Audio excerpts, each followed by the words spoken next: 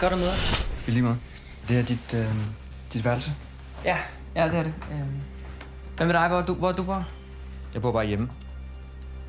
Okay, så. Det er da også meget fedt, så er der billig husleje og... Ja.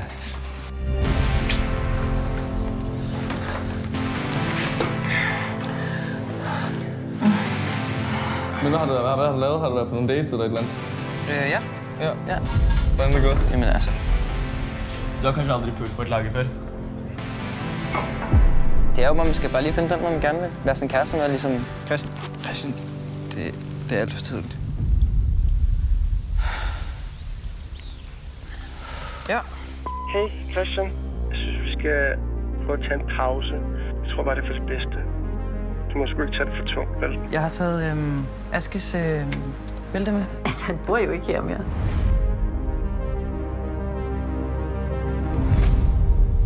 Hvordan har du det?